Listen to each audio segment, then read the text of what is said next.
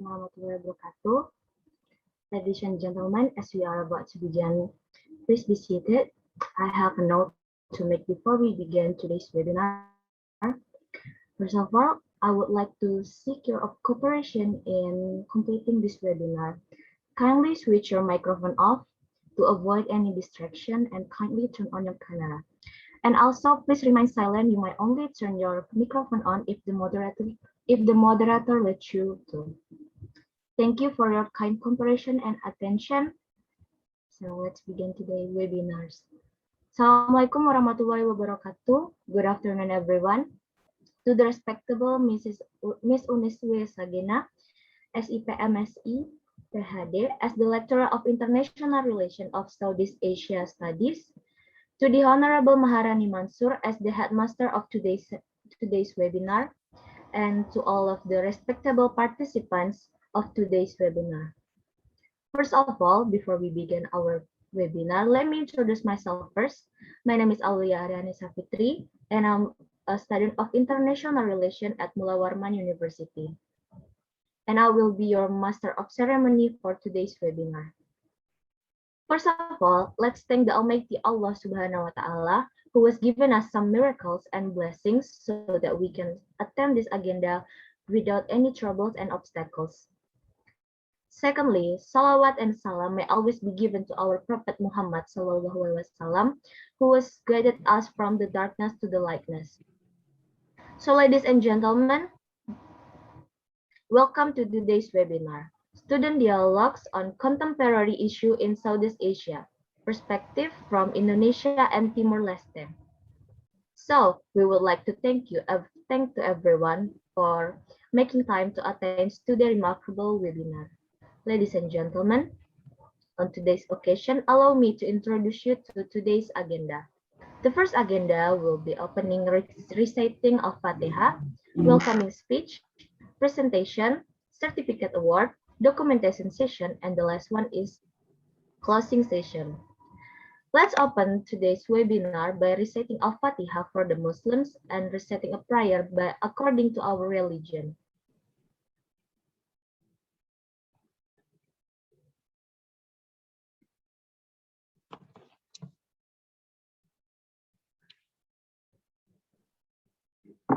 And the next agenda for today's webinar is welcoming speech from Miss Uniswe Sagena. But since Miss Unis can attend today's webinar, so let's just pass the next welcoming speech to our headmaster of today's webinar, Maharani Mansur. To Maharani, please. Okay, Assalamualaikum warahmatullahi wabarakatuh. Good afternoon, everyone. The Honorable Mrs. Unis Sagena, a lecturer of IR in Southeast Asia course. The Honorable to our amazing speakers today, from the Rais from Ahmad Dahlan University, Ocxynuel Panjaitan from Mulawarman University, Rigoberto Peregrino de Castro Andrade from Cambodia University, and Jelicia Silva de Araújo from Timor Lorosa'e National University, as well as honorable friends who are taking today's class.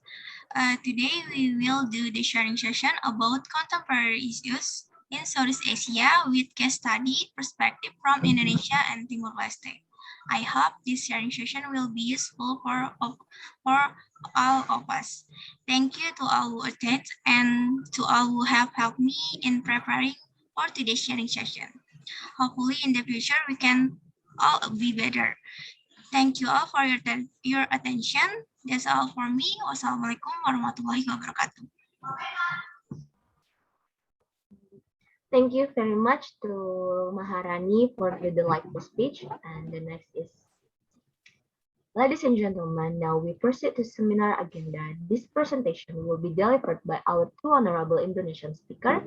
The first one is Amin Rais. Amin Rais is a student of English literature at the University of Ahmad Dahlan.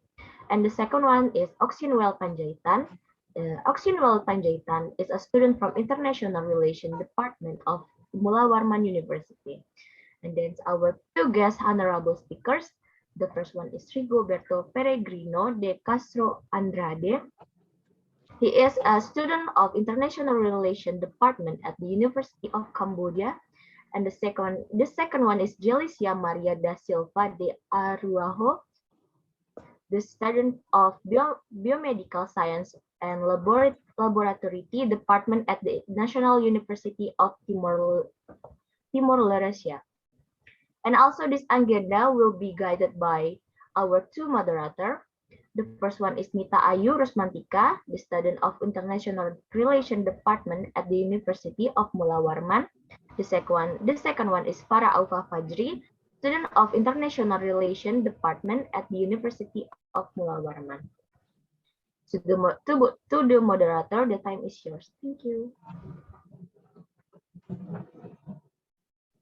Okay, good afternoon, everyone. I'm Nita Ayu, and with my partner here, Para Alpha, we're from Mulawarman University, and we will be the moderator for today's sharing session. We are very pleased to see you guys here and welcome all of you to this sharing session. We have a specific theme for today, and it's a contemporary issue that will be discussed by our speaker for today from Indonesia and East Timor's perspective. Okay, but before we jump to the main event, I would like to introduce again our amazing speakers for today. So for the speakers, we have Ocxynuel Panjaitan, and he's from Indonesia, currently studying in IR major at Mulawarman University. And also we have Amin Rais. He's from Indonesia too, and currently studying in English Literature major in Ahmad Dahlan University. And today they're going to present about environmental issues in Indonesia. And for the second speakers, our special guest, we have Rigo. It's glad to see you again, Rigo. And he's from East Timor and currently studying in IR major too at Cambodia University. Also, we have another friends of Rigo. It's Jelicia, and she's for East Timor and currently studying in Biomedical Science and Laboratory major at National University of Timor Lorosa'e. And today, they're going to present about COVID-19 pandemic in Southeast Asia region and current political situation in Myanmar from perspective of Timor Leste.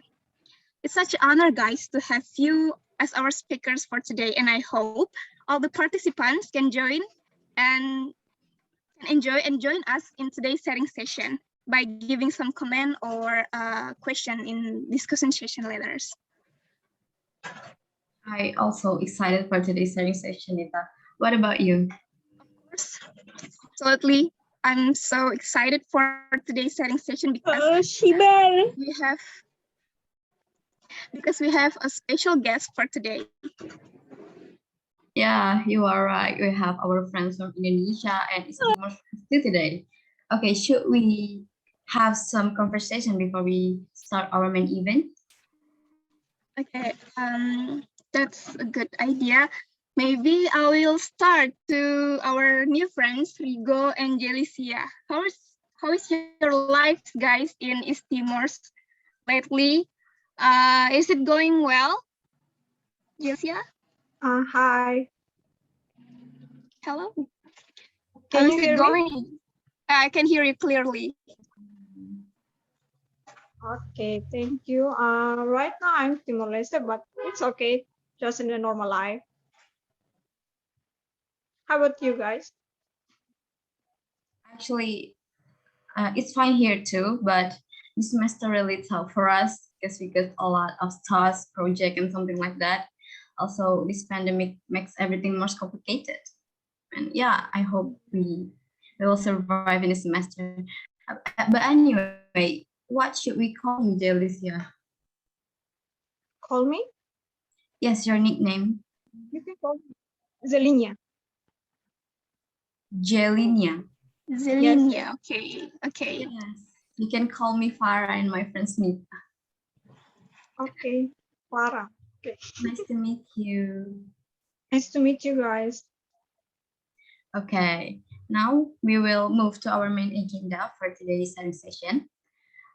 Before we hear the presentation, I will remind you to open your video and turn off your mic while the presentation begins, the presentation will be going on. The first speaker will be invited to present their topic, and the second speaker will continue to present their topic too. Each speaker is given a maximum of 20 minutes for the presentation, and after that, there will be a Q&A session followed by a conclusion. Okay, now allow me to welcome to our first speaker. It's Ocxynuel and Amin. Are you there? Sorry, pardon, para.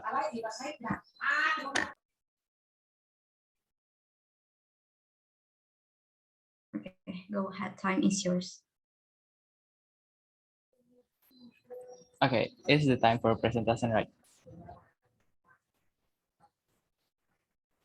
Okay, thank you to moderator for giving me a time to presentation today. Yeah, today I'm bringing the topic about the environmental issues in East Borneo.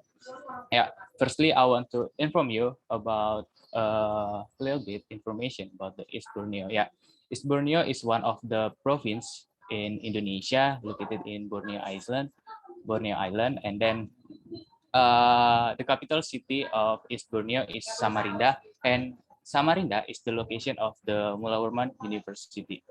And then why I choose this topic, because for me, East Borneo is one of the province that has extraordinary natural resource, but in reality, human or the people and the government are not able to manage it properly. So it's causing many environmental problems and impacted to our life. Yeah, maybe can next slide.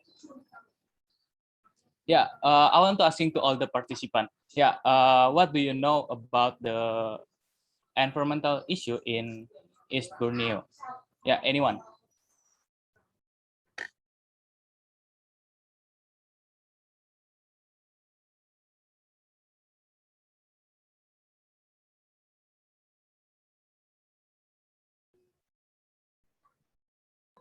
Yes, Abdurrahman. In my opinion, environmental in Borneo is very destructive. Yeah, thank you for Abdurrahman. There's anyone to giving their opinion? Yeah, Maharani. It's about pollution. It's all about pollution. Yeah, anyone? Yeah, I think it's enough. Yeah, what you said before, it's all true in the fact and in the condition. It's just like that. Yeah. Thank you for the response for Maharani and Abdurrahman. Maybe we can go to the next slide. Yeah.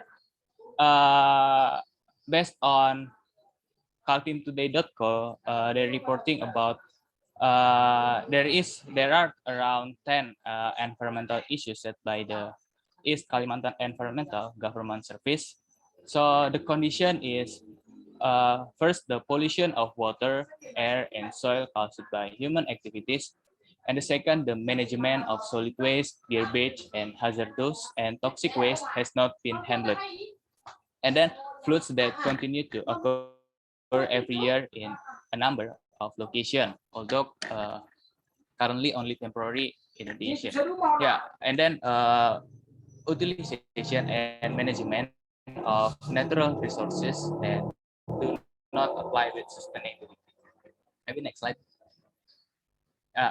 Next is coastal and marine damage, land damage due to coal mining activities, forest degradation, biodiversity is reduced, disturbance, the protected area is still very high, and then the implementation of environmental or biodiversity management and protection plans is not yet optimally. Yeah, next slide. Okay. Today, I will only discuss 3 of the 10 environmental problems we report from the cultintoday.co. That is pollution of water, the management of solid waste, environmental damage, and then without ignoring the other environmental problems. Yeah, next slide. Yeah, I want to asking to all the participants again, how how important is water for you? Anyone?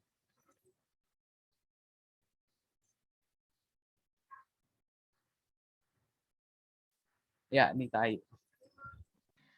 For me, I think water is like part of human life because we drink by water, we shower by water. Maybe that's for me.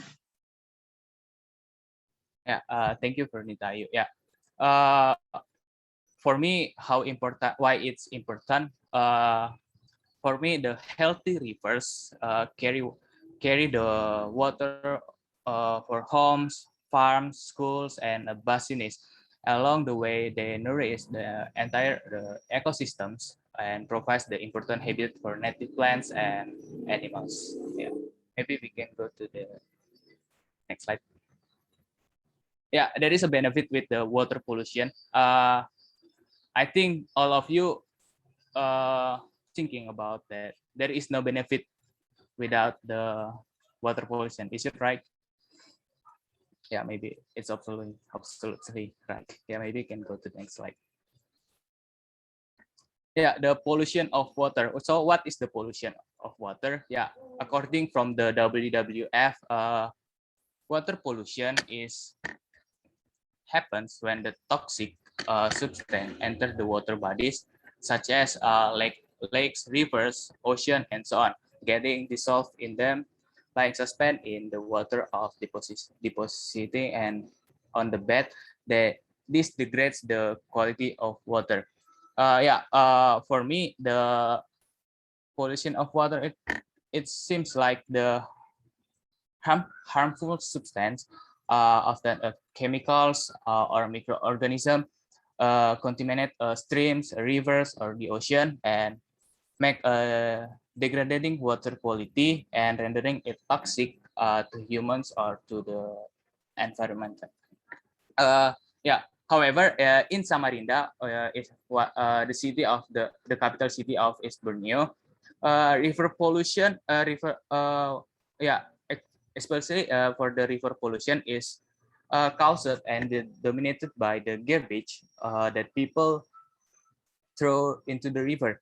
So I think for me, the peoples who live on the edge of the river is still lack of awareness about the environmental. Yeah, maybe next slide. Yeah, how about the water condition? Yeah, from the cultimprove.go.id report, they said that water looks dark with a pungent odor that suffocates breathing. And then there is a worrisome sight because the garbage goes along with the flow of the water. Maybe next. Yeah, waste management. Talks about waste management. Until now, the waste management, the information from the head of East Borneo Environmental Department in 2021, talk about the waste. Maybe every day, as we know that human in their activity is produce waste in daily activity, like uh, when we buying something in the marketplace and other action. Yeah. Next slide. Yeah, waste condition. How about the waste condition in East Borneo? In a day, East Borneo can produce more than 2,000 tons of waste. Yeah, it's so many waste in a day. And then in a year, the waste totally in tons, it's 700 uh 700 and 700. I forget about the number, but it's 700 more tons of waste of the various types of waste, and the most special attention is plastic. And then the second is the waste reduction efforts in East Borneo have only reached 16.04%, and then it's we can say that is effort is not maximally applied as from the regulation who has been politicized in East Borneo. And then the third is some of the waste management affairs in East Borneo is still constrained by the budget issues. Yeah, the budget issue is affected to the waste management in East Borneo. And then another problem is the waste management has not been maximized because there is no regional integrated waste management site. Not only that, currently the operation of landfills in a number of regencies or the cities in East Borneo is also not accordance with the applicable regulations. Yeah, maybe we can go to the next slide. Yeah, the third problems. Yeah, the environmental damage to do the coal mining activities. Yeah, the first for me is the forestation. Why the mining activities can make the deforestation? Because mining can destroy people's source of livelihood because agricultural land, forests, and lands have been acquired by the mining company. This is due to the expansions of the mine company, so that it narrows the community's business area. As a result, at these expansions from the mining company, it can also cause flooding because the forest in the upstream area, which should be a water catchment area, has been completely cleared. Yeah, there in upstream area there is no more trees because has been cleared by the mining companies. This is exacerbated by poor drainage system and the destruction of the downstream rivers such as swamp forest. And then the second is the decreased air quality. Yeah, as when the coal is burning, it releases toxic compounds, including monoxide, carbon dioxide, methane, benzene. Yeah, that another chemical like the mercury, arsenic, and many more. In addition, the decrease in air quality is caused by the loading and mobility of the transportation of mining products and the mining equipment from inside and outside the mining area. And then the environmental pollution due to mining waste. Yeah, mining waste is usually polluted with a sulfuric acid and iron compounds that can flow out of the mining area. And then the water containing these two compounds, the sulfuric acid and the iron, will become acidic. And then the acidic mining waste can cause corrosion and dissolve heavy metals, so that polluted water and affected the toxic water and destroy the aquatic life. Yeah. Next slide. Yeah, so what's our suggestion to fix this issue problem? So I want to discuss about our suggestion to fix the problem. Maybe it's from me. Thank you for the attention. I'm sorry if you understand what I'm talking about because I'm not fluent in English, but I'm always trying. Thank you. Okay, thank you so much for Noel for this interesting presentation. And before we go to Rais, I would like to ask a question to Noel. May I? Okay. Yes. So before we discuss about our suggestion for this problem or issues, I would like to know that there is any regulation or movement that government of East Borneo did to solve this environmental problem, especially for the water pollution?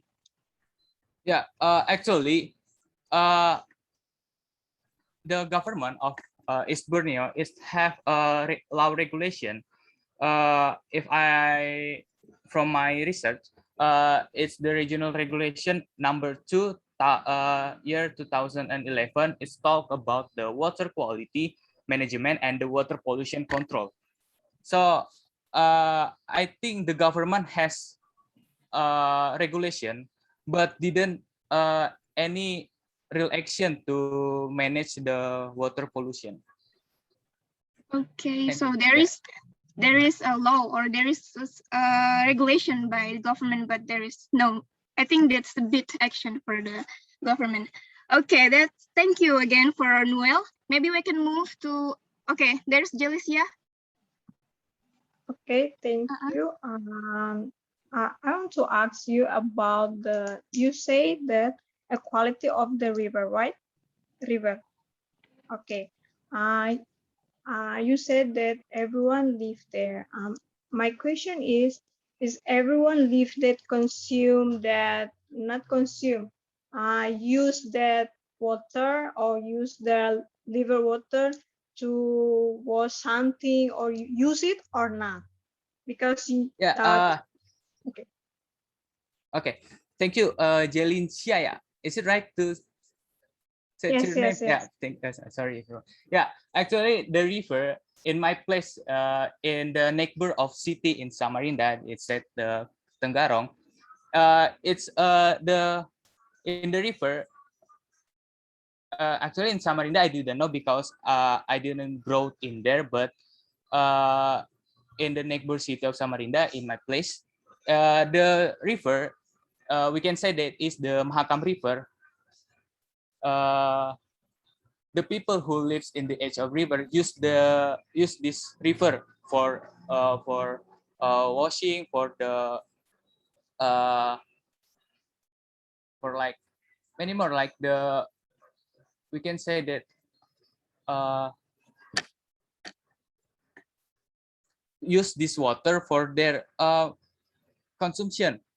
Like actually this water in the condition is bad, but some people who live in there use this water for the consumption.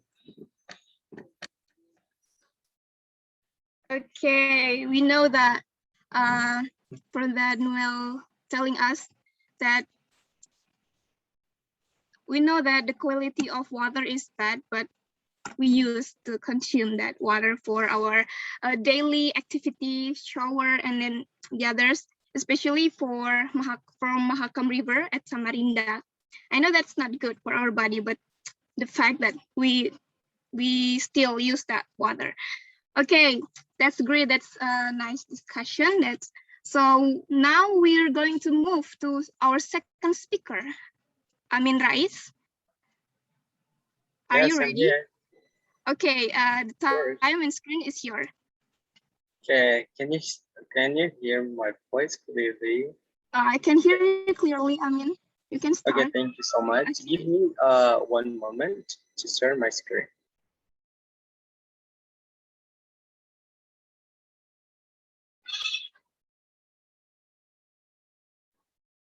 All right, can you see on the screen my slide? You guys can see? Yeah, we can see it. Okay. Okay, today I want to give some it was so clearly explanation by Will itself about the theory of air pollution, blah blah blah, and so on. And so, because of Noel just presented so clearly, and I don't need to explain it again. And without wasting any time, I would like to present about deforestation in Bima and Dompu, West Nusa Tenggara. And do you guys wondering why I'm choose Bima Dompu? And because I just live in Bima, not Dompu. In this situation, we have the same culture and we have the same situation too. And so I choose Bima and Dompu itself. Okay.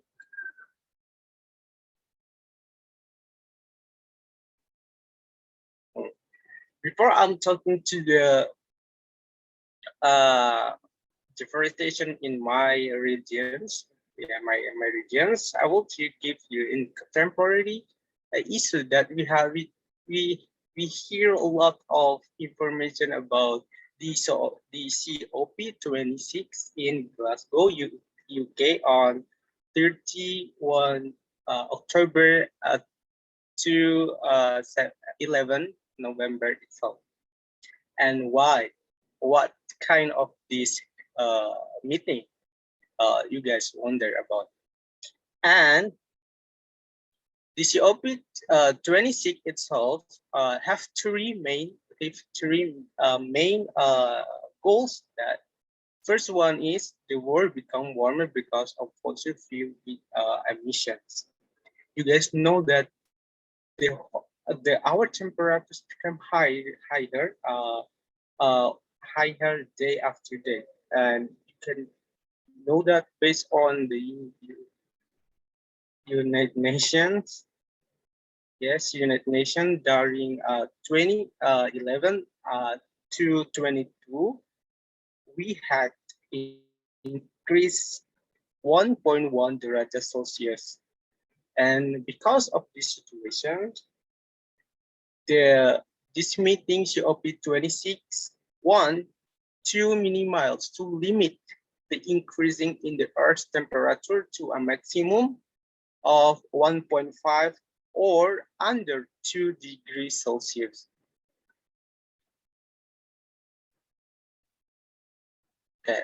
And the second one, the melting of ice caps and the increasing of sea level. This kind, because of the high temperature, so the level at the sea, so that can impact the sea level because of the melting of ice caps. The third is extreme weather, and it caused by climate change. It's caused by climate change that from heat waves, floods, and forest fires become the effect of climate change. And the last decade, and the last point is the last decade was the warmest on the record. It caused by the industrial, the deforestation, and so on. Here's the problem in Glasgow itself.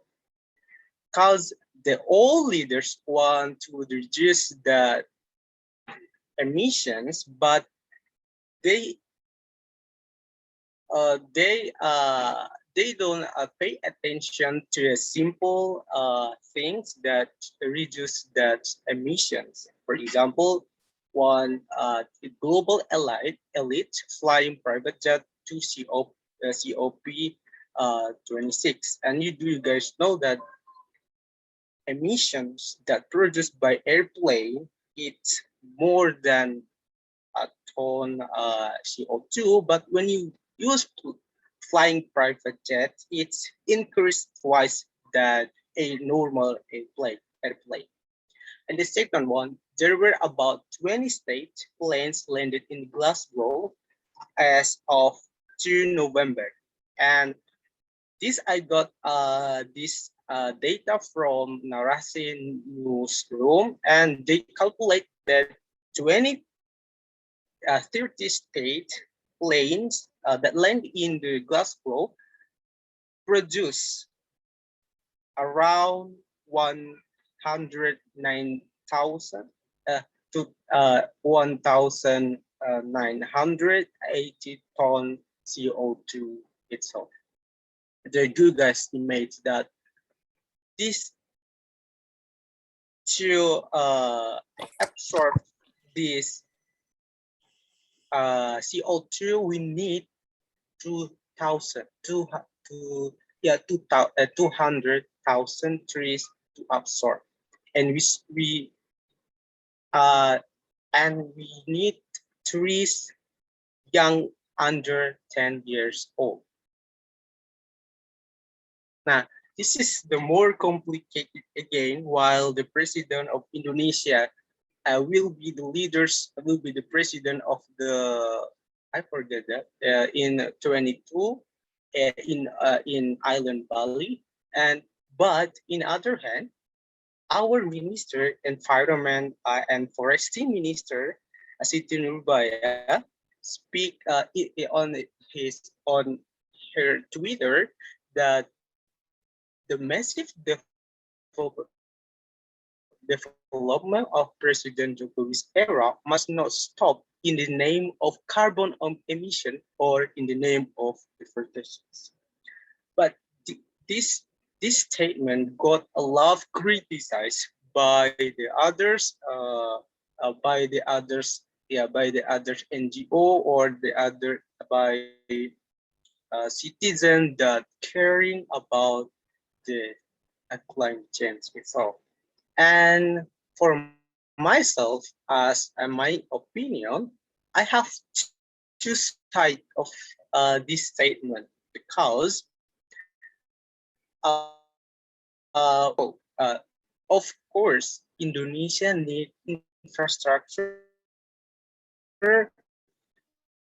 to connect other regions or other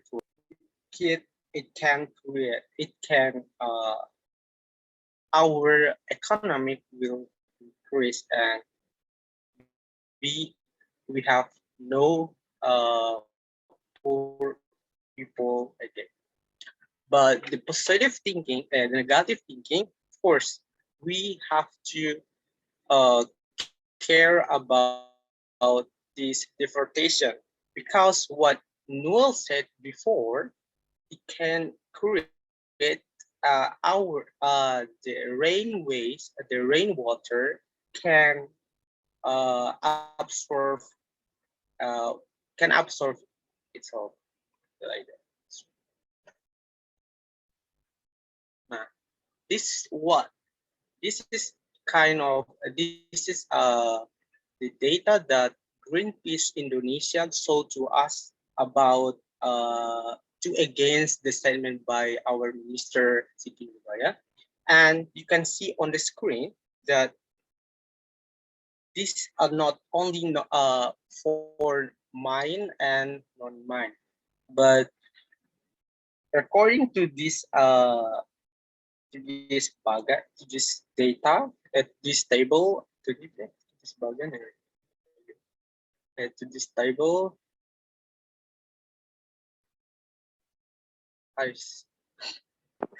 Sorry, this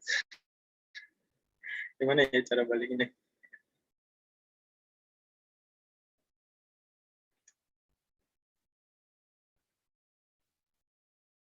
Okay. Yeah. This show you the deforestation. Deforestation. It's only used for mine, not for infrastructure. That's why Indonesia assumed that this deforestation not only for infrastructure but only for individual benefit. And next, because of this, we got a lot of problems. For example, harvest failure. In 22, we have harvest failure that almost people in my region, in my hometown, or especially in my village, there's harvest failure. And what?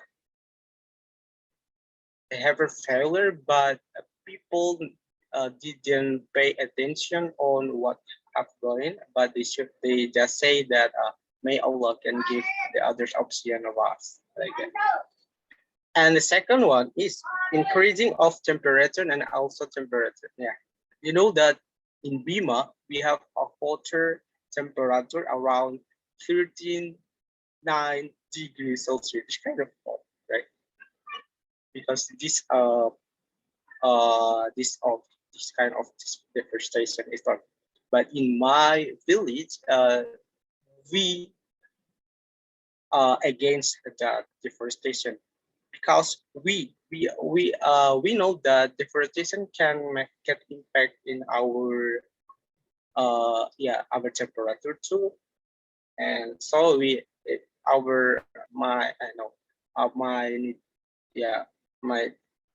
the people on my village already understand about this deforestation, but the other place they still use they still deforest the tree for the farm, for the corn farm, and the others.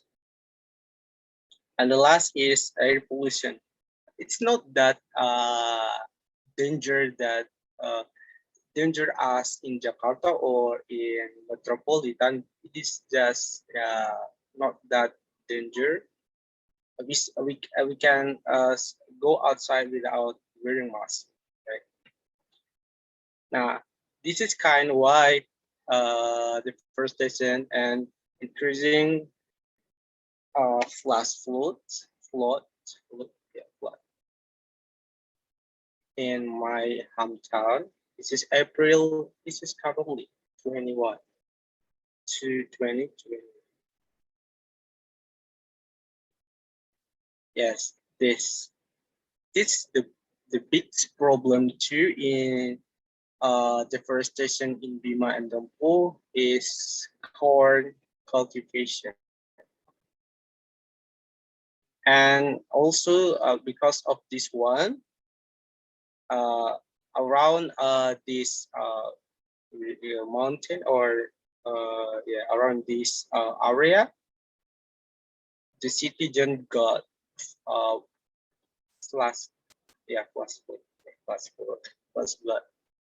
flood. Sorry. This short presentation for me, and thank you.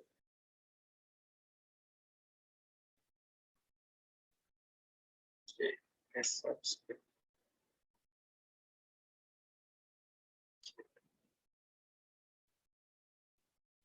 okay, that's all for me. Okay. I'd like to. Thank you, Amin, for the presentation. I actually kind of curious about this deforestation and relations with COP26, but I will try to hold myself to not asking you right now because we still have a lot of speakers and we have Q&A session after that. So we will move on to our new friends, our third speakers. It's Rigo and Jelicia. Time is yours.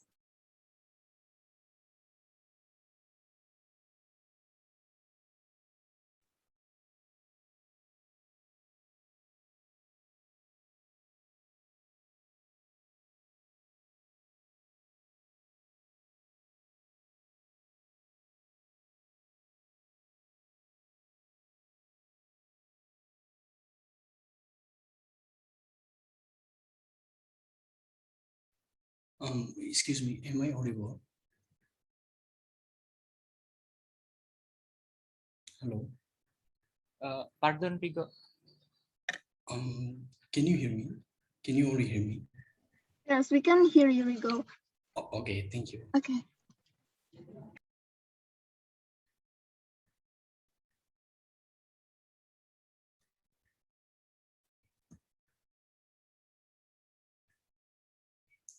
Yeah, so thank you very much. So first of all, I would like to thank lecturer Unis and also for my friends from Mulawarman University for inviting me to present about this case study. So I will be the first presenter. So our topic will be about COVID-19 pandemic in Southeast Asia region, and also the current political situation in Myanmar from the perspective of Timor Leste. So my name is Rigoberto or Rigo, and my friend, her name is Jelicia, will present about the pandemic, COVID-19 pandemic. So for today, we will, I will explain a little bit the brief history that happened in Myanmar. And also I will also present about the Timor Leste standpoint, Timor Leste position with regards to the political situation that is happening in Myanmar. And lastly, I also would like to present about what are the possible solutions that can solve the current political situation in Myanmar. So let's move on. So first of all, before I present about the Timor-Leste's perspective regarding the political situation in Myanmar, I would like to highlight some of the key events that happened in Myanmar in the recent history. So in 1948, Burma, which is the present-day Myanmar, gained their independence. Gained their independence from Great Britain, from the British. So in 1962, the military junta, they assumed the power. And in 1988, 8,888 pro-democracy protests, they were bloodily suppressed. And in 1989, the ruling military junta, they changed the name from Burma to Myanmar, which is the present day we know as Myanmar. So in 1990, the multi-party elections were held, and Aung San Suu Kyi, the Nobel Peace Prize laureate, her party NLD won. And in 2008, the military drafted power-sharing constitution, hastily passed in the wake of Cyclone Nargis. So the military, they draft a constitution where the power is shared between the military and also the civilian government. In 2011, they introduced some of the reforms. And in 2015, the NLD, they came to power in the landslide elections. And in 2017, the military commits mass violence against Rohingya people, and 740,000 Rohingya people fled to Bangladesh as the result of the violence, as the result of the conflict that happened at the time. And in 2019, Aung San Suu Kyi, she testified to the ICJ in defense of the genocide charges that happened during the violence in 2017. So in 2020, Aung San Suu Kyi's NLD won the national election, but then the military decried the elections as fraud. And recently, in the early this year, 2021, the military seized power on the February 1st, and they declared a year-long state of emergency. So countrywide protests and strikes ensued. So as we might be aware that the situation in Myanmar currently it's still ongoing. I mean, the protests and the military is still in power, and the political situation is still the same. It hasn't changed since the military seized power on the February 1st. So now let's move on to the next slide, which is about the Timor-Leste standpoint, or the Timor-Leste position with regards to the what Timor-Leste stands for and what Timor-Leste believes in. So Timor-Leste is a democratic country in which the principles of democracy, including free and fair elections, protection of human rights, and upholding the rule of law, are not only enshrined in its constitution, but also practiced by its leaders. So Timor-Leste is a democratic country under the rule of law has a significant responsibility to support human rights, democracy, and the freedom of all people. And Timor-Leste will continue to follow these principles. So as Timor-Leste is a democratic country, we truly stands for democratic values and principles, and we also stand for human rights. So when human rights abuses happen, we always stand for the human rights and dignity of people, because this is what Timor-Leste follows, these principles. And with regards to the current situation, especially recently, there was the United Nations General Assembly. Timor-Leste abstained from a vote on a non-binding resolution in the United Nations General Assembly condemning Myanmar's military junta. This resolution 75/287, which was approved by the United Nations General Assembly on 18th of June by a vote of 119 to 1. So what is this resolution? This resolution condemns the military coup in Myanmar and asks all nations not to provide arms to the military regime.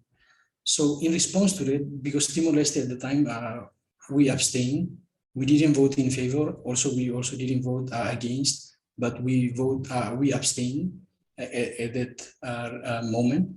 So the former president, José Ramos Horta, he apologized. He said that he described the decision. He described it as a vote of shame. Why? Because the former president, Ramos Horta, he said that the abstention on a violent military coup, abstention on the murder of more than 8,000 civilians or more, on the incarceration of the elected national leaders, and on the targeted assassination of the youth, artists, writers, singers, dancers, and etc. So he said that he also noted that the prime minister, the president, and also senior people in the foreign affairs, they were not consulted in the first place. And he asked who made the decision. Because recently in the beginning, I explained that Timor-Leste stands for human rights and justice and liberty of people. And also, I also talk about the principles and values of democracy, of democratic life, democratic system. But during the General Assembly, United Nations General Assembly, the delegate from Timor-Leste, he abstained. So, that's why the president, the former president, asked who made the decision. Because we Timor-Leste is a democratic country, we stand for democracy. But then why we abstain from this very important resolution in the United Nations? So later they found out that the delegate who abstained during this voting for the resolution, he didn't consult with the prime minister, with the president, and also the senior people in the foreign affairs. So the decisions, they did not get the consent from they did not discuss with the senior officials as well as the president and prime minister before. So let's move on to the proposed solution, what can be the possible solutions to the current political situation. So we, from Timor-Leste, we believe that although we truly support human rights, we condemn the human rights violence, we stand for democracy and so on, but still we believe that the only solution that can be achieved, it has to be from the Myanmar, from the leaders in Myanmar, and also from all the different parties that are involved in this whole situation. Because we believe that although other countries can support human rights or democracy, but in the end of the day, only Myanmar can solve its internal political situation. Because when a sovereign country, they have their own laws and regulations. So this is something that other countries cannot interfere in the internal affairs of a sovereign country, of an independent country.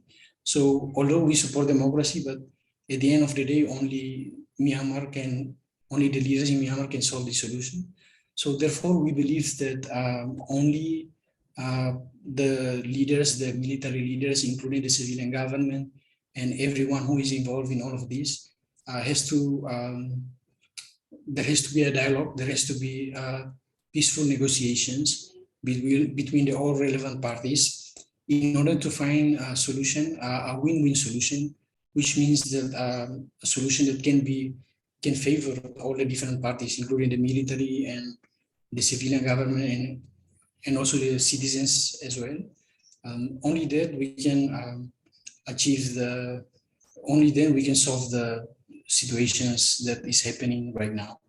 But I think this is not something that will be very easy, because so far even the United Nations also cannot solve the current situation. So I believe that it will take time to solve, but for sure, this is something that not only the United Nations and international community, but also the people from Myanmar, only they can solve this. Thank you very much. So now I will pass this to my friend Jelicia, who will explain about the COVID-19.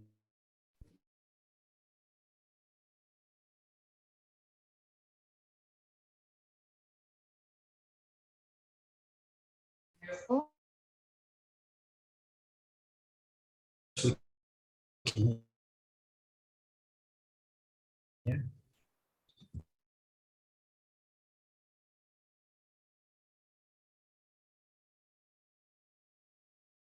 Is Asia. All right. Many countries, include Southeast Asia, has suffered for this sector. So I will start with the education. When the virus comes to our country, in an example in Timor Leste, our government applied the lockdown. So it's limited the physical contact or a face-to-face interaction, so that the virus cannot spread from people to another people. So because of that lockdown, the government said that all of the schools have to close. There is no physical class, so the students have to stay at home. In Timor Leste, many students that live or study in Delhi, they will move to their own city or their own village in a rural area.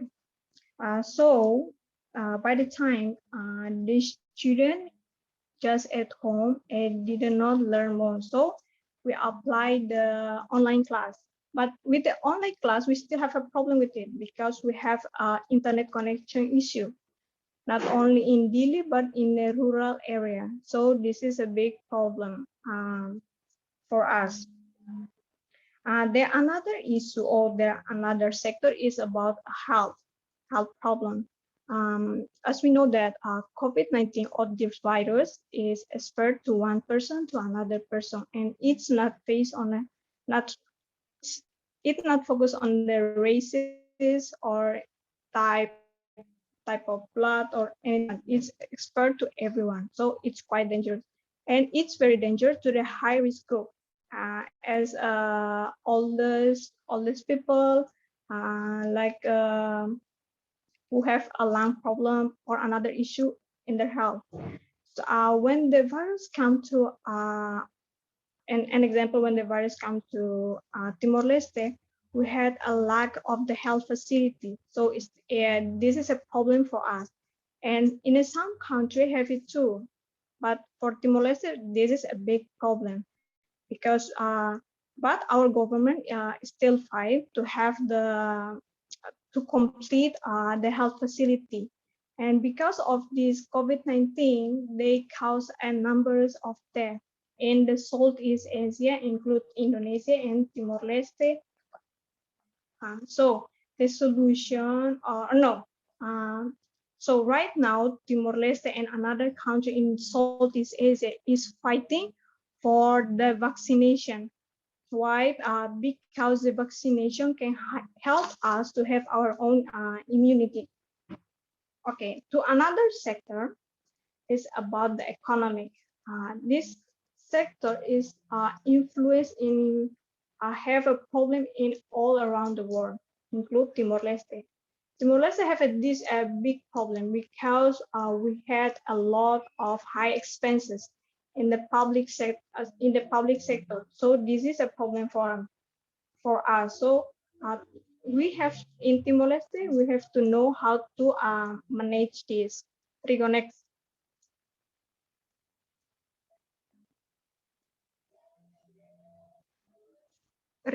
Rigo. Okay. For the conclusion, the COVID-19 pandemic has negatively impacted countries which were affected by coronavirus in many aspects or many sectors. Therefore, in order to go through this situation, we need to help one another so that we can recover from this pandemic. Thank you. That's all. Okay, thank you very much for our amazing speakers for today. So if I can conclude that there's a lot of interesting topics that we have discussed for today.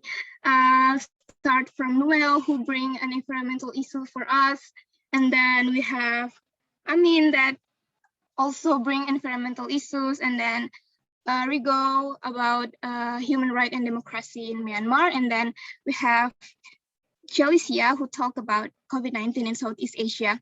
I think there is such a pity to hear about this problem, especially for environmental crisis, human rights crisis, and then COVID-19 in Southeast Asia. So I hope that our Earth will become health, and there's no problem about these issues anymore, especially environmental crisis and human rights crisis, also about pandemic.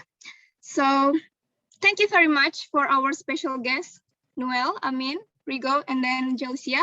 Maybe we can go ahead to next session, Farah. Okay, what an interesting topic that we hear today. So now it's a Q&A time, and this session has a rule. So I will tell you the rules for Q&A session.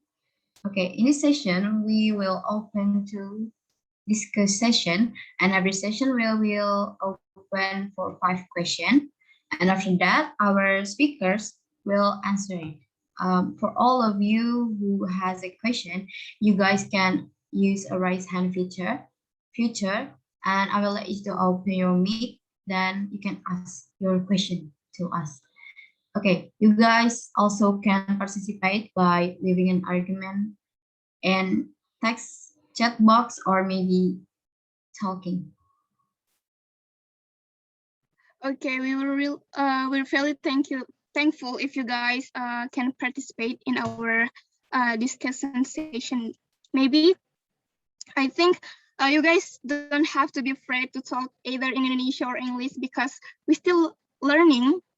And I think if you guys ever watch Mulan movie, she said that there is no brave without fear. So if you can talk in English or very shy to talk, me and Farah will translate it to our speakers so we can understand it. So it's okay, just open your mic and speak.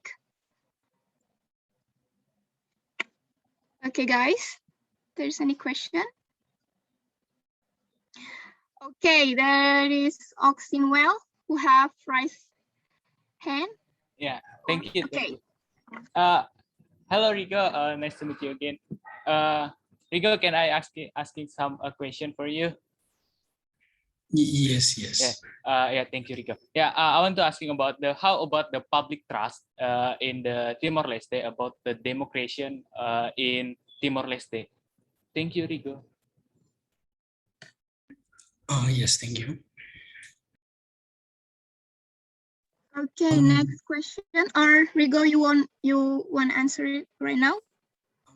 I think maybe they can ask all the questions and then we can answer. Yes. Okay. We're going to collect the other question, guys. So I hope you can raise hand if you have a question.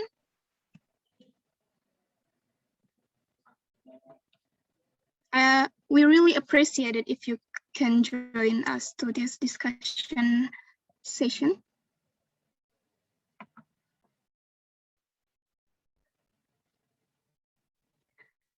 Okay, I think I'm just gonna ask our for today, since there's I want to ask to Noel, Ocxynuel, is there more clean water than contaminated water based on your explained before? Is there, I mean, whether clean water and contaminated water in Indonesia are equal or overlapping? That's my question. Sorry, Farah, can you repeat about your question? Okay. Because I mean, I can't I can't hear clearly in here because this Okay, I'm so sorry. So my question is there more clean water than contaminated water based in East Borneo from your explained before? Okay. So the question is there more clean water in East Borneo? Yeah. I think like the Mahakam River, I see it's polluted river because what? Because the mining operation it's near to the river, so I think it's about more clean water in this. Yeah, we have, but it's not a lot of clean water. So I think the government should care about this problem because water is very important for supporting our life and our daily activity. Maybe it's from me, Farah. Thank you, Farah. Okay, thank you, Noel. I think Ringo can answer right now because there's no Okay. one. Yeah. Yes, Go. thank you. Thank you. Yeah, so regarding the question from from Noel about the public trust with regards to the democracy. So generally speaking, people trust people really trust the government in terms of free speech, free election, protection of human rights, and so on. Because in Timor Leste, we do have a free speech, especially among the young people. Like every time the government makes a decision that does not favor the people, people usually uh, protest. It's very free. Like people have the freedom for free speech. And also human rights as well. Every time it happens, some human right abuse happen. Usually the government and also the civil society organizations, they take a very serious approach with regards to the human rights abuses and so on. But recently, in the UN, in the United Nations General Assembly, when the delegate of Timor Leste, they abstain, many people, they express their disappointment, feeling of disappointment, because we see that people like the public, they saw that instead of supporting the human rights and democracy and so on, but in the delegate of Timor Leste, he abstained. He didn't vote in favor. So yeah, I think recently people were disappointed with this decision.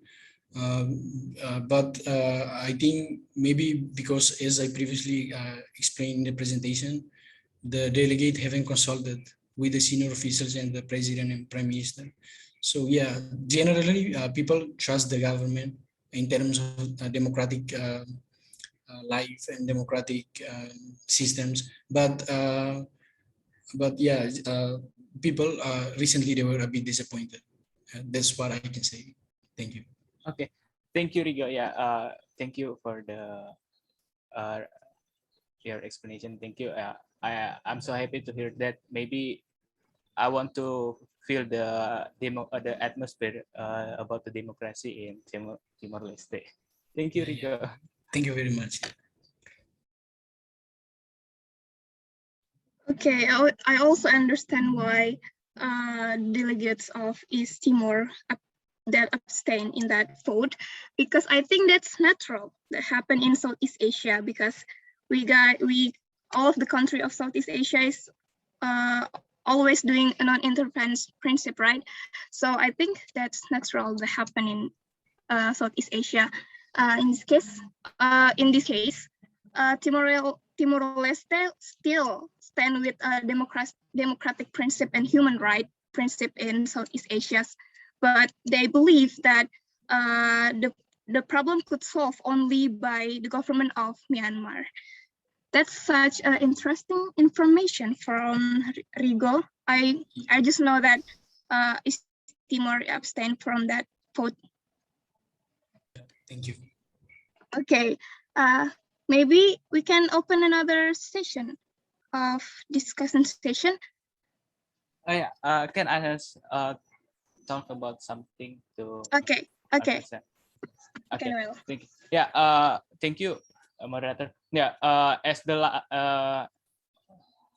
what I from the last slide, the presentation that I shared to all of you. Yeah. I'm very open discussion from our suggestion to make some effort or suggestion to make or to finish it the environmental problems in our place. So our I will very open, not about the question, but the opinion or argument for our environmental. Thank you.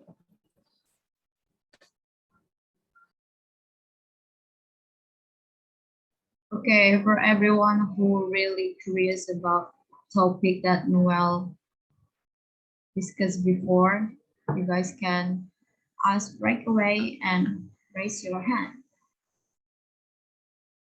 Okay, we have Yanto. Go ahead. Sebelumnya terdengar ya suaraku? Kedengaran. Boleh pakai bahasa? Can I use bahasa? Boleh sekali. Iya, bisa. Okay. In this question, I want to ask to Noel exactly. Ketika pandemi COVID-19 ini melanda di Indonesia, apakah polusi air yang terjadi di Kalimantan ini semakin memburuk atau seperti apa keadaannya? Mengingat terjadinya peningkatan sampah baik organik maupun anorganik ketika masa pandemi ini sendiri. Dan adakah langkah dari pemerintah daerah maupun pusat dalam menangani hal tersebut? It's can answer or waiting for another question. It's up to you, Noel. If you want to collect all the questions, we can go to the next question. You want to answer right now or later? Okay, I will answer right now. Okay. Yeah, thank you, Yanto, for the question. Yeah, actually, in this pandemic, in this semester, I never go to Samarinda again. So I didn't see about the condition about the river in Samarinda, but it's just the opinion what I think that in this pandemic the government try to keep our should be at home. So when we at home, so we can produce more waste, okay, and then the waste it's because as I know, Indonesian people have a bad habit for the waste. So like they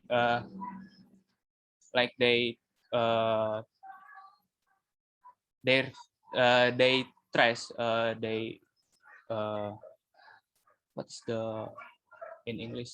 They throw the trash in the river. So, but the government, what I see in the media social is have do some action like the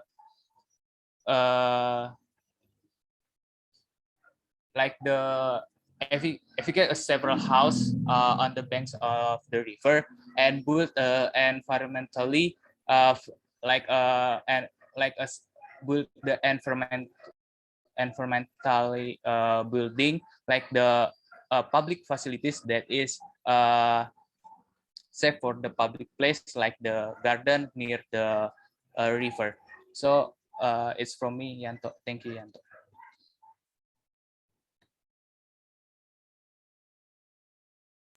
Okay, Yanto, is it enough for you? Yeah, it's okay. Thank you. Okay. If I can get some point from Noel answer, I think the point of environmental problem in East Borneo is the habit of the people in Kalimantan Timor, because they often throw the garbage and the other thing and make the degrees of water equality in East Borneo. Okay, maybe I can open another question for you from you guys. Is there is another question? Okay, Alisa, go ahead. Okay, thank you for the opportunity. I want to ask to Rigo and Jelicia about the vaccine program that going on in East Timor. How to say Timor Leste? Yeah. East Timor, yes. Yeah, East Timor. Yeah, I'm curious about the diplomacy vaccine that happened in your country. Maybe you can share with us. Thank you. Okay, thank you. I'll try to answer it. Right now, we have 3 vaccines.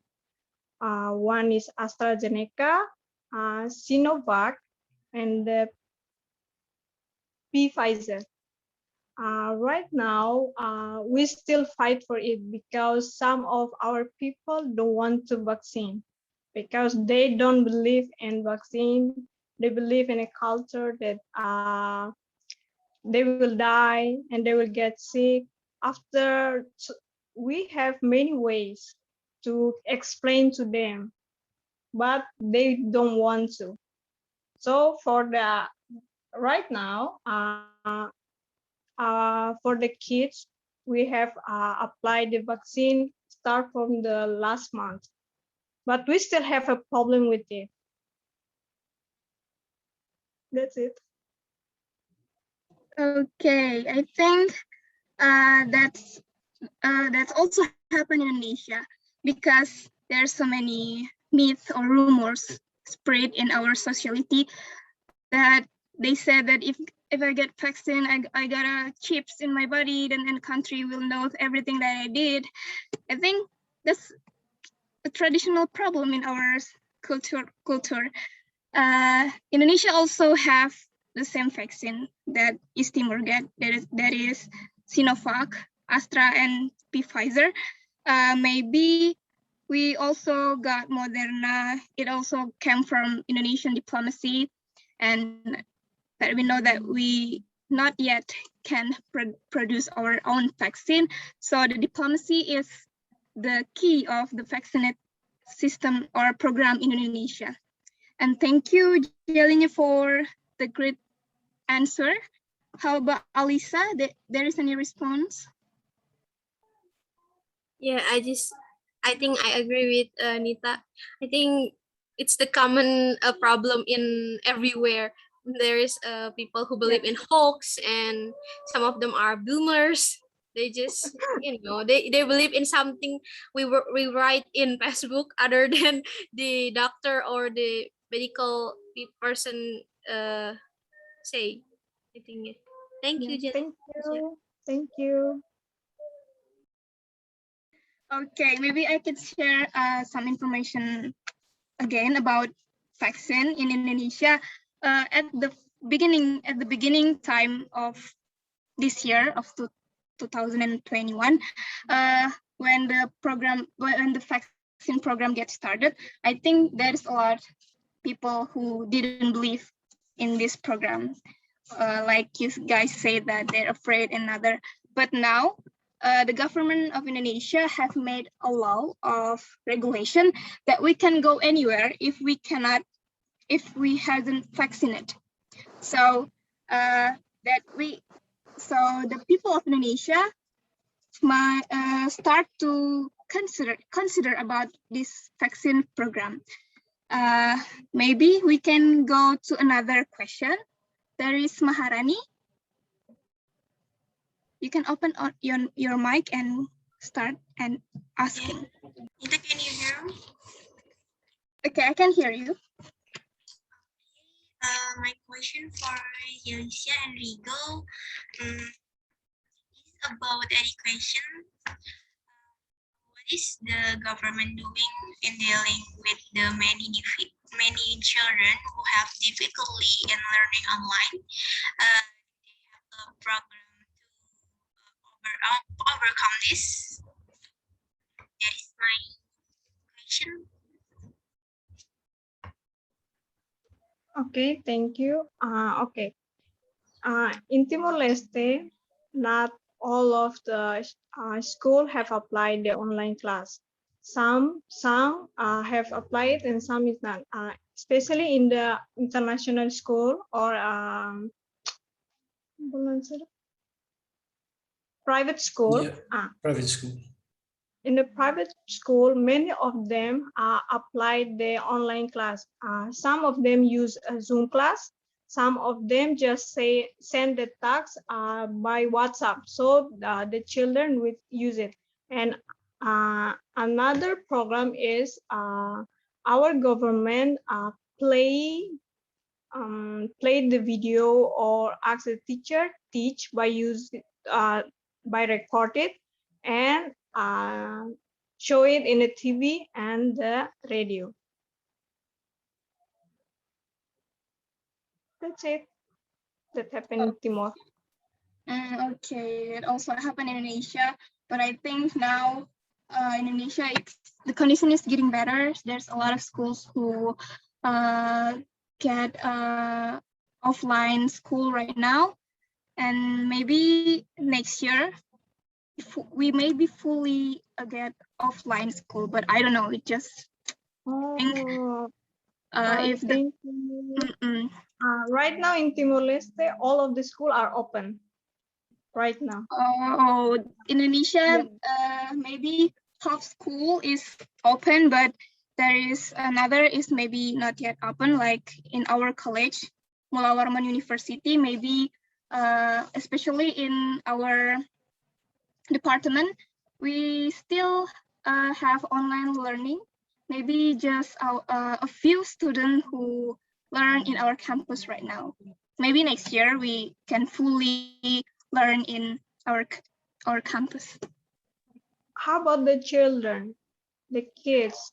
Are they still use the online class? About children, for my little brothers, he's still learning online in home. But maybe in Friday he goes to school and then he have a little bit activity in their school, but only in Friday, I think. But I know that maybe some region in Borneo, they have opened the school, especially for the children. Oh, perfect. May I ask you, are you guys internet connection is good? Because we cannot continue our online class because of the internet connection. Okay, I see. Okay, maybe we can go to the next question. I have a little question for another speakers, maybe Ocxynuel and Amin. Okay, there is Ocxynuel, I think, in his presentation that said that who said that we will discuss about our policy or our regulation for environmental problem, and I think he asked to our class now to give some regulation, right? Is it right, Noel? It's not like the regulation, but it's some like the suggestion. Oh, okay, the suggestion. Yeah. Maybe I will let you guys to give some suggestion to our problem. Maybe Amin or Oxy can give us some words about that. Okay. Okay, thank you. Yeah. Firstly, I have the suggestion from the problem in waste management in East Borneo. So a few days ago, in European class, I talked about the circular economy. Yeah, I think that the circular economy concept, it can be implementing in our place. What is the circular economy? Yeah, the circular economy is a model of the production and consumption, which involves sharing, leasing, reusing, repairing, refurbishing, and recycling. Recycling the existing materials and product as long as possible. In this way, the life cycle of product is extended. So it's the suggestion from me. Do you have agree or not? Just sharing to us. Of course, I agree about that suggestion, because in Indonesia we also have that program, right? But it doesn't go so well because our people have a bad habit in this problem. Okay, maybe Abdurrahman. I would like to thank you for the opportunity. I would like to continue what Noel said before. In Indonesia, and we have implementing that circular economy, and we can see on January 25, 2020, Indonesia have officially had a PRO. PRO is a packaging recovery organization, which is itu tuh kayak salah satu cara buat Indonesia mengurangi sampah plastik. There is a two way. The first is closed loop. Jadi kalau closed loop itu adalah di mana barang-barang plastik itu bisa diubah menjadi barang pakai. Jadi seperti misalnya plastik yang udah tercacah-cacah, udah digepengin apa segala macam itu bisa dijadiin kayak barang tas, jadi sepatu. And satu lagi itu ada namanya open loop. Jadi open loop itu bekas kemudian dihancurkan itu bisa diubah jadi botol lagi. So in Indonesia sebenarnya kita udah punya itu, dan Indonesia juga udah melakukan kerjasama with PRO. Not only in Indonesia, PRO is also spread in the world, like Mexico and South Africa, in Europe and Myanmar, Thailand. I guess the several country that I said have the PRO. I think the ways, like Noel said in presentation, we need to decrease the plastic consumption. Maybe that's it from me. Thank you. Yeah, thank you, Abdur, for the response. Yeah, I agree with that. The waste of plastic and this circular economy concept is make some waste is valuable again. Seems like that. So it's like I said, Abdur said, Indonesia has been implementing that, but in East Borneo, especially in our university in Samarinda, I just get a new information that is in Samarinda, the government in Samarinda they made some like the plastik yang bisa dipakai berkali-kali.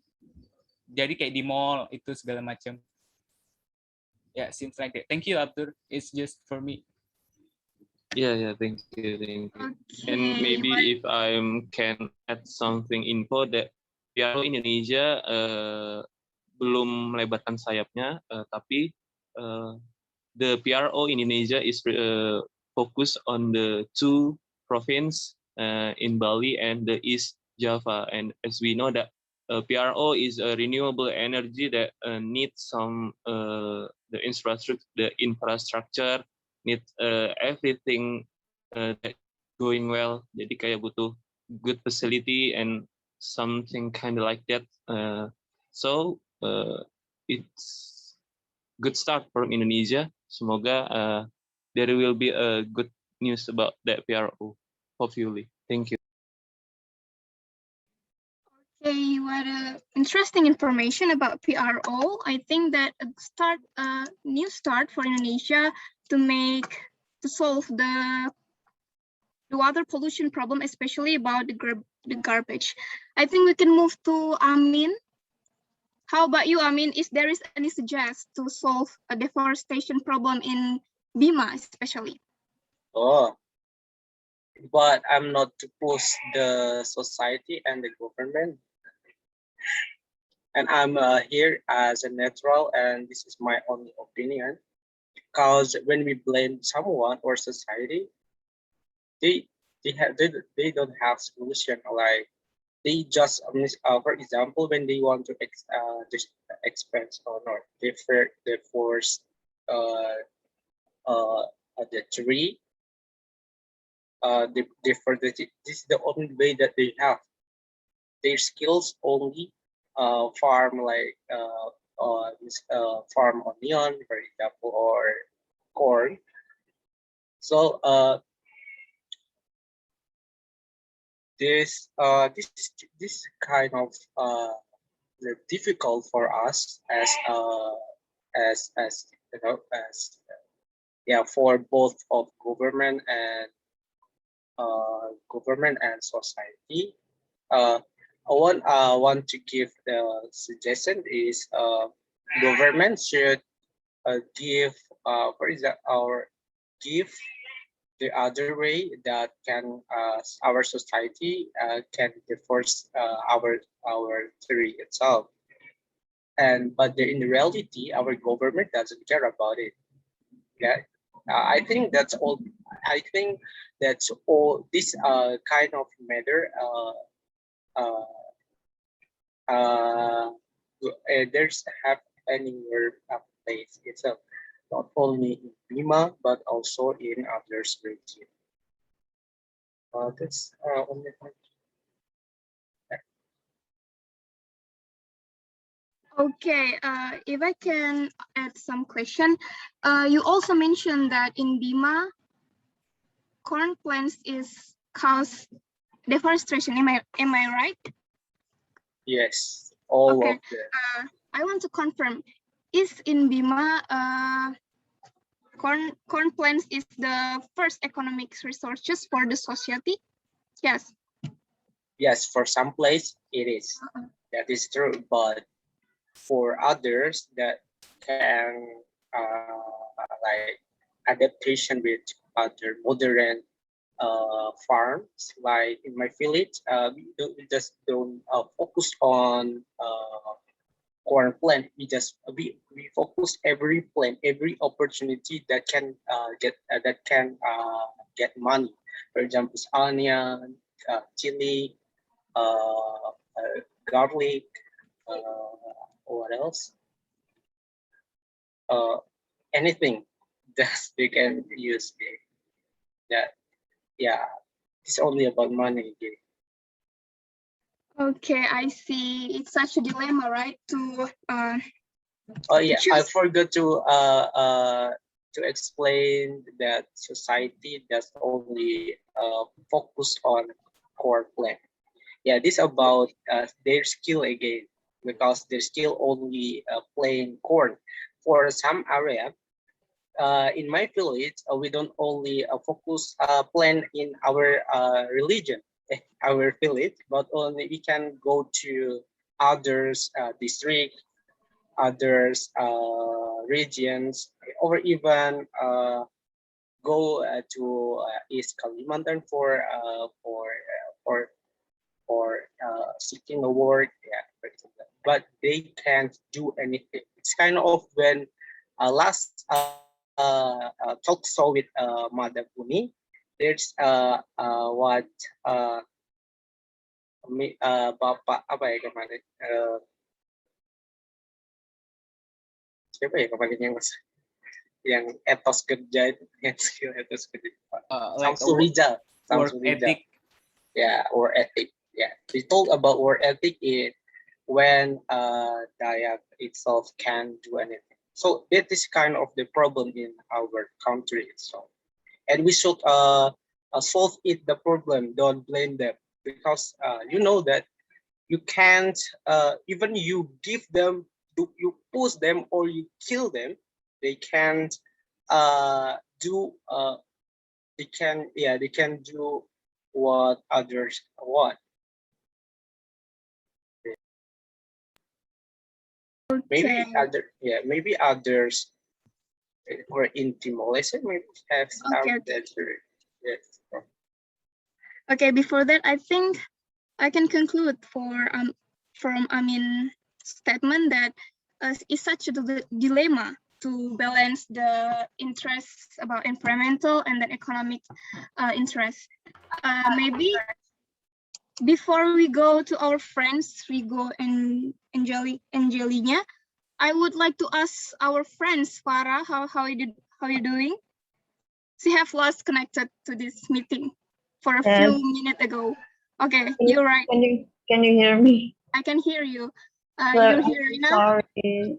Yes, I can hear Okay, you. it's okay. It's very raining right now, and my connection was really bad, and my laptop was dead before. Okay. So It's okay. actually, I heard some of you talk about deforestation.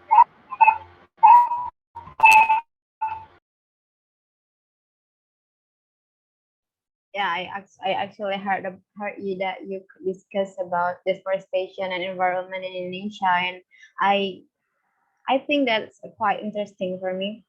That's really fun to learn. I mean, so before Amin answer Nita's question before this one, I heard that Jelicia asked about what about connection in Indonesia? Is it bad like them? Like, is that right, Jelicia? Is there?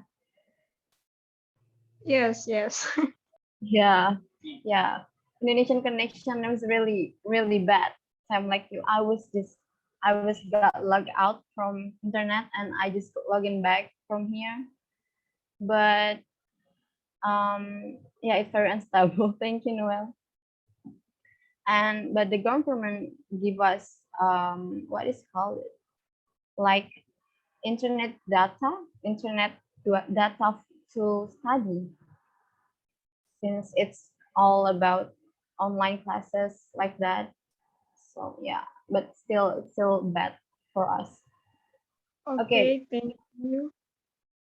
Yeah, Jelicia, you also asked in the textbook before I leave this Zoom. You asked that, can you give a question? What was it called? Can you share a question, right? Is that right? From Noel? Tadi. Yeah. The friend who names Noel asked us about the question that he put in the last slide, right? Because of that, I asked him about the question because I forgot the question. Yeah. Noel, can you repeat your question? Sorry, sir, I can't hear you because it's very rainy in here. Yeah. Okay, maybe I can explain the Noel's question. So he asked about. Okay, can you hear me? Yes, I do. Connection is also unstable here. Yeah, there is bad connection in Indonesia.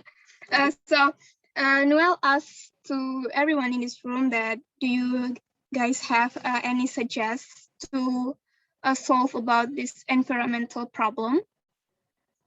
He also asked to our friends in East Timor, Rigo and Jelicia. Maybe you can share to us about your opinion. Okay, I will share a little bit about this problem because Timor Leste have this problem too. It's about the habit, but the habit. I want to ask Miss in Samarinda, have a rubbish bin or not? Because you say that people throw they waste everything in the river, right? So in this place, have the rubbish bin or not? Because in Timor Leste, how to explain? Rigo, baru din sila Rigo. If you can speak in Bahasa, you can explain in Bahasa. Okay. I'll try to find the word to Rigo ida be. Sira baruk atulap atu sve sapa ya nabani ya tu explicar saya. So people are just lazy. to to put the rubbish in the trash can, in the rubbish bin. So sometimes they can just litter, they can just throw those rubbishes in the streets and everywhere. So yeah, it's like this. This has happened in Timor Leste. We are lazy to put the sampah di tempat sampahnya itu. Kebanyakan Timor Leste itu sangat lazy untuk membuat itu. Makanya mereka suka buang sampah di tempat-tempat yang gitu, tempat tuh. Can you get the point? Okay, I can get it. Maybe I can speak in bahasa also. So di Indonesia juga seperti itu gitu. Kita juga punya bad habit khususnya di masalah pembuangan sampah. Entah kenapa di Indonesia itu juga ada tempat sampah yang cukup banyak, tapi memang perilaku masyarakatnya gitu yang suka membuang tempat sampah di mana saja yang dia bisa gitu. Padahal tempat sampah juga sudah ada disediakan. Maybe the bad habit is the key problem in this environmental issues. Okay, thank you, Jelicia or Jelinya. Okay, Oxy. Yeah. Thank you for Jelicia about the information about the condition in Timor Leste. Yeah, I think as a youth, as a generation for our country, I think we should do like a new habit in our daily activity as a good example to society, like the we throw the waste in their place, in the trash can. So just doing a little act, but it's a give impact for our society, just like that. That's true. Okay. Maybe yeah, Amin, go ahead. Sorry, I interrupt you, but my question is, do you got is your government in your place educate that society? This sorry, Amin, you asking for me or for all presenter? Because the problem in my village itself, there is no government or other community to educate people. That's the real problem right now. And even like in what Nita or Ocxynuel said, that or Jelicia said that we have the bin. What is bin? Bin, yeah, rubbish bin. Yeah, rubbish bin. But the people, the society still litter anyway. But the question is, did your government educate the people itself? It's my question. Okay. Okay. I don't know about the whole country, but in our community, we have a leader that explain or say that every Saturday we have to clean up the community. But many NGO and our government too have explained the effect of the when we waste everything around us that can as your present okay, I will try to explain with Indonesia. Okay, kami di sini government dan NGO banyak yang membuat sosialisasi tentang sampah, ya sebenarnya banyak, tapi karena kebanyakan yang lazy. I don't know how to Indonesianya apa, baru. Because of the lazy, they all mereka selalu buang tempat sampahnya bukannya di tempat mereka selalu membuang sampah bukan di tempat sampahnya. Itu sebenarnya ada sosialisasi di TV, di radio, dan juga di community juga ada. Tapi karena nggak tahu ya, mungkin mereka sudah masih kecil, kebanyakan yang saya lihat di community kami, ada kebanyakan yang anak kecil yang buang sampah, tapi orang tuanya tidak menegur. Itu masalah. Karena masih kecil sudah seperti itu. Jadi kalau kita tahu seperti itu, kita harus menegur. Dan kebanyakan kita harus membuat tempat sampah di tempat umum. Kalau gitu orang tahu, dan harus banyak untuk gitu. Contoh seperti orang yang lazy. Orang yang kebanyakan lazy akan buang. Orang yang kebanyakan malas nggak perlu jalan jauh karena ada tempat sampah. Karena di Atauru, contohnya di salah satu distrik di Atauru, mereka mempunyai tempat sampah yang ada. Mereka mempunyai banyak tempat sampah di lingkungan mereka. Karena itu tidak terlalu ada banyak sampah di sana. Itu contohnya. Can you get the point? Ya, kita bisa menangkap apa yang kamu maksudkan, Jelicia. I actually wondering, apakah di Timor Leste punya waktu untuk membuang sampah? That's my question. Apa saya tidak terlalu mengerti. Okay. Does Timor Leste has a rule for throwing a trash in a time? Oke, membuang tempat sampah di jam-jam tertentu. Betul sekali. Oke. In the past few years, we usually throw the trash in the 7 in the morning.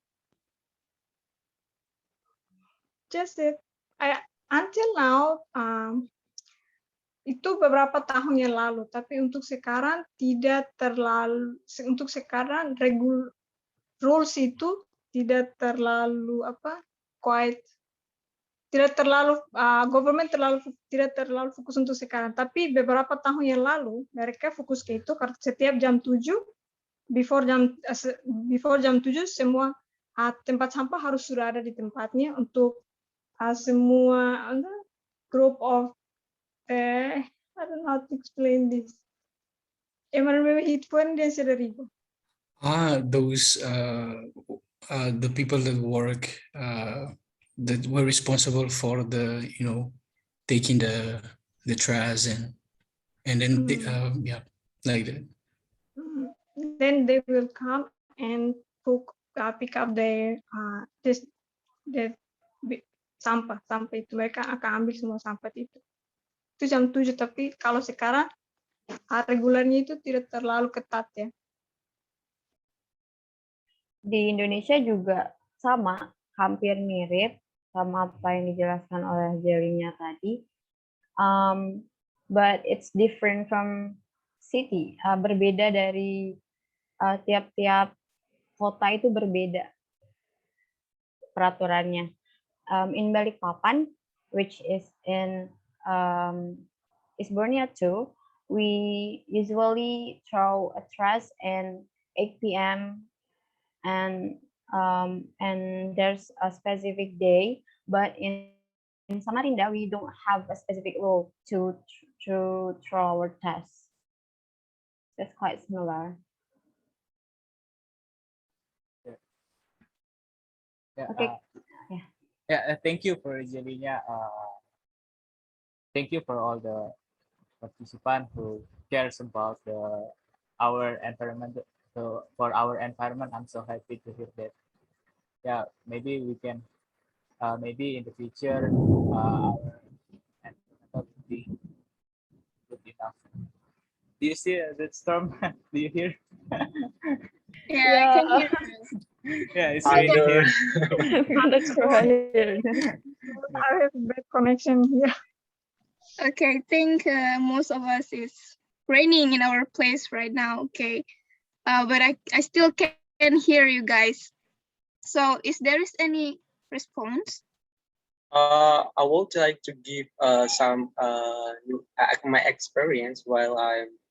Can I give my experience? Yeah, sure. Go ahead. Okay. Boleh. When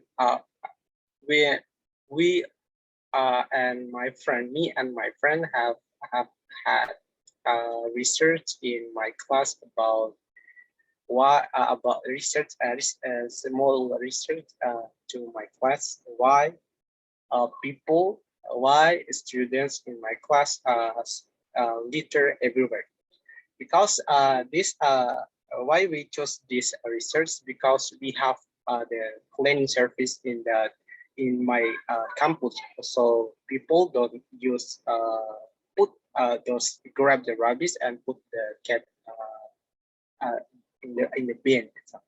But here the solution, what the linear said, we found that people, not my classmate, put litter everywhere because they are lazy. This is the problem in our youth, especially our youth. And that is in this situation, I assume that not young is care about environment. That's my pessimism. My pessimism to youth itself, especially me when I saw a rubbish and I don't rub it and put in the bin. And I do you guys experience about? Okay, I think from that, we as a youth generation, I think we can make some move to change our habit, especially to throw the trash in the place that it have to be. What interesting topic that we have talked about and discussed in this sharing session, guys. I really appreciate it. It's really amazing. It's so nice to get to know with Jelicia and Rigo even more in this sharing session. But before we end this sharing session, I think it's good to have an ice-breaking session in this meeting, guys. So I want to ask you guys, Rigo and Jelicia, some words in East Timor language. I think Jelicia have mentioned about lazy and malas. In Indonesia, we call it malas. But how about in East Timor? How you guys say it malas in your languages? We call it baru. Baru. Baru. Baru. Okay. Okay. There's baru. In Indonesia, we also have a slang word. Yeah. About malas. It calls mager. Mager. Or malas gerak. Okay. Oh. You guys can use that languages. Okay. Okay. Is there any language that you guys can teach us? You know, thank you. I Thank don't know. you. It's not. Okay. Obrigada. Obrigada. Obrigada. Okay. In Indonesia that's long. Okay. Okay. In Indonesia we say it terima kasih, or in Jawa language we say it matur nuwun. You guys can get to know about our language a little bit for today. Matur nuwun. Oh, matur nuwun. Okay. Or in Samarinda language or Banjar language, we said in Abdur share to us that in Samarinda language, or maybe Eric share to us that how to say thank you in Samarinda language is makasih sanak. Actually, sanak is Kutai language. It means friends. Oh yeah. In Banjar we also say sanak. Sanak, Yeah. Sanak means thank you. Yeah. Jadi so Jelicia in Indonesia is so many local language. Yes, we have lots of language. We have a lot of culture here. We have a lot of languages, it's so confusing to speak in Indonesia, I guess. If you So, come to sana, Indonesia, maybe sana means okay, sorry. Sana Yes. means thank you. Sanak No, means no. thank you. No, sanak means like friends that really close to us. friend, And makasih means thank you. and So makasih sanak means terima kasih, thank you friend, like that. Okay, kalau in Timor Leste, sanak means a part of the ranting-ranting. Kalian tahu tuh ranting-ranting? Oh, yeah, a tree. tree. Ranting-ranting pohon itu di Tetu namanya sanak. That's very Okay. different. Oh, I actually want to teach you one slang word from Indonesia. It's mantap jiwa. Mantap jiwa. Mantap jiwa. Itu apa? It's mantap means cool, jiwa means soul. So we compare two of that words. Mantap jiwa means very, very cool. It's actually a slang word. You guys mantap jiwa. Yeah, you too mantap jiwa. Okay. Rigo and Jelicia also mantap jiwa. Rigo. Come on, Can you Rigo. say that? Okay, Rigo, let's About discuss Cambodia, Rigo. Which language? language. Which word do you wanna know? Like thank you. Maybe start. Yeah. Maybe start with thank Yes. you. Nita So actually wondering about aku cinta, I love you in Timor Leste. Yeah, Yes, how to say I I love you in Timor Leste or Cambodia language? Okay. Timor Leste, how hadomio. How hadonyo. See, how hadomio. Perfect. Okay. yeah. So How about Cambodia language? yeah, in Cambodia, the language is Khmer. So in Khmer, they call I love you. They say Kiom Srolang Nia. Kamahi or Kiom? Kiom What is that? Srolang. Kiom Srolang Nia. Kiom Kiom means Kiom means I. Srolang means love, and Nia means you. So Kiom Srolang Nia. Okay, Nita, you can speak. You can tell that to Rigo. Okay, Yeah, sure. it's hard to speak that, and I think it's hard to my tongue to say the word because it's really difficult and new languages that I know. Okay, Kind of Knom Sorlanek. Yeah. Yeah, correct. Yeah. Also Noel and Amin. Maybe we can go to the end in the session, Farah.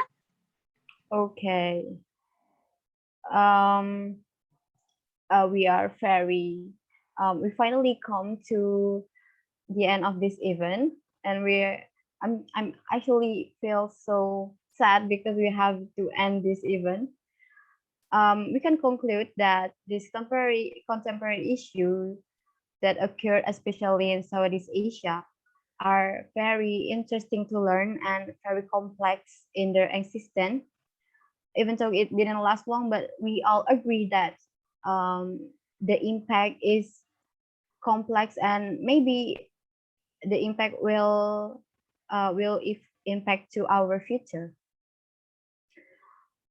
I think that's enough for today's discussion. I genuinely say I hope you guys stay healthy. Don't forget to wear your mask and be happy. We're very sorry if we made some mistakes, and we are sorry if our English was really bad because we're still learning. And I want to say thank you for our speaker for giving their time to share so many things today. And thank you so much for Nita for being my partner today. Nita. Okay, I also thank you for Miss Unis, our lecturer who cannot attend this meeting today because he have another works. To thank to her because he give us opportunity to make friends with you guys, especially Jelicia and Rigo. And I also want to thank you to all the commit in this event, especially our head commit Maharani Mansur. You have a good work and a lot of work, and I really appreciate it. So thank you, and see you in another setting session, guys. I gave it back to our MC, Aulia. All right, thank you so much, Nita and Farah.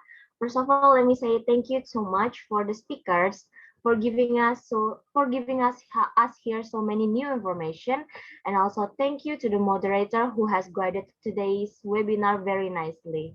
And also thank you so much for all of the participants who just asked so many questions and sharing their information to all us here. And our next agenda is awarding certificates to our today's speakers and our moderator for today's webinar. The certificates will be given by our head committee, Maharani. Maharani, please. Okay, Alisa, can you share screen?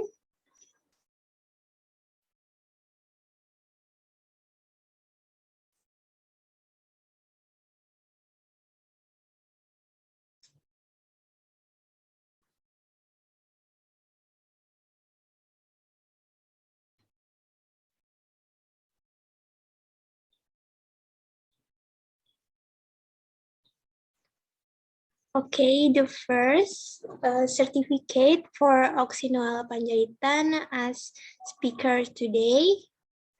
Thank you for Ocxynuel. Next. Certificate for Amin Rais as speaker today. Thank you for Amin Rais.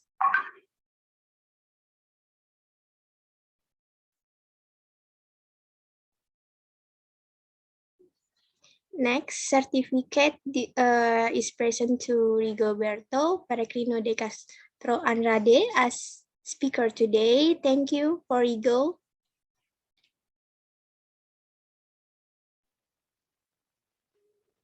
And certificate for Jelicia Maria da Silva de Araújo as speaker today. Thank you for Jelicia.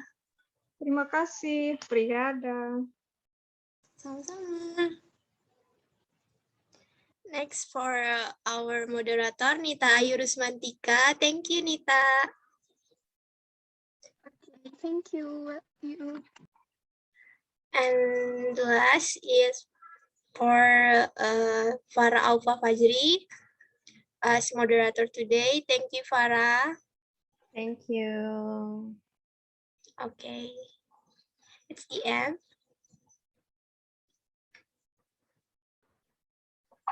And the next is the documentation session. So to all of the participants, please turn on your camera as we are going to take a screenshot for today's session.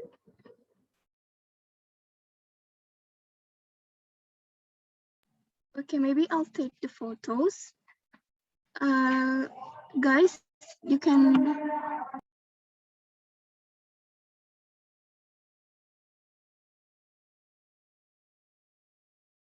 Okay, I'll take a picture.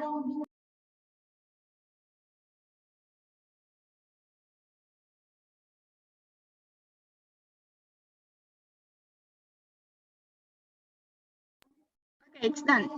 Thank you. All right, thank you, Nita, for taking the documentation. So we finally come to the end of today's agenda. Let us close this webinar by reciting Alhamdulillahirrahmanirrahim.